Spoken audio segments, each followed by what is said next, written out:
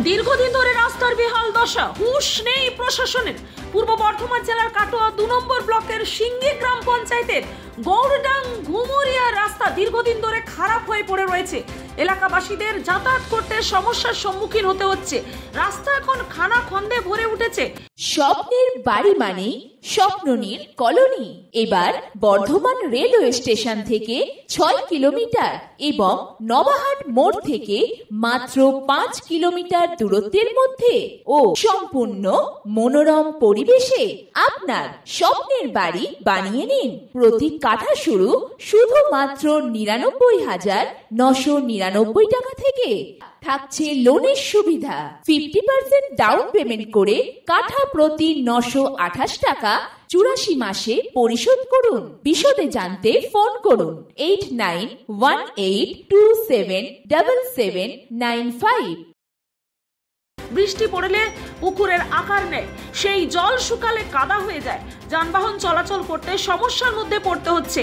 এলাকাবাসীরা জানান, রাস্তার খারাপের কথা কাটোয়ার বিধায়ক রবীন্দ্রনাথ চ্যাটার্জিকে জানানো হয়েছে।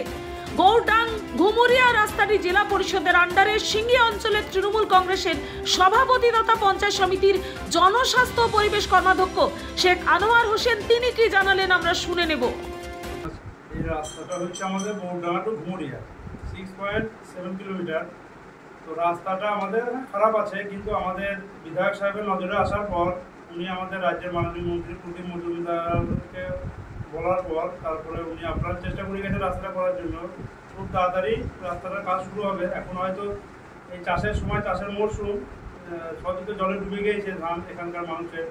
তো যেটুকুই আছে এখনো পর্যন্ত সেইটা এখন রাস্তা দিয়ে বইছে, সেটা একবার গরু গাড়ি মুসি গাড়ি নিয়ে যাচ্ছে।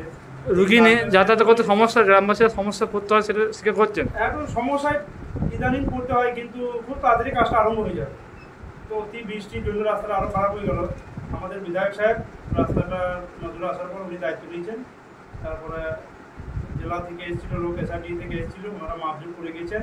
রাস্তা সহ রাস্তার 2 সাইডে নিকাশি নামার ব্যবস্থা হয়ে যাবে খুব তাড়াতাড়ি। এটা দীর্ঘদিনের দাবি, গ্রামবাসীদের দাবি ছিল, এলাকাবাসীদের। হ্যাঁ, একটা সমস্যা একটু ছিল, রাস্তাটা খারাপ ছিল বলে, কিন্তু বিধায়ক সাহেব আমাদেরকে আশ্বস্ত করেছেন। এবং এই রাস্তাটা কি জেলা পরিষদের আন্ডারে? রাস্তা রয়েছে জেলা পরিষদের আন্ডারে। রাস্তার কাজ হলে মানুষের উপকৃত হবে। রাস্তা এই যে ধরেন এই রাস্তাটার উপরে আপনার গৌরডাং টু ঘুমুরিয়া প্রায় 10-15টা গ্রামের লোক যাতায়াত করে। রাস্তাটা যখন হয়ে যাবে তখন এলাকার মানুষের সুবিধা তো হবেই। এই রাস্তাটা তো আমাদের দীর্ঘদিনের সমস্যা। এই রাস্তাতেই ধরুন মোটামুটি এই 10টা গ্রামের লোক যে আশা করে, স্কুল আছে, স্বাস্থ্যকেন্দ্র আছে, আপনি গাড়ি ঘোড়া চলে। রাস্তার হাল খুবই খারাপ।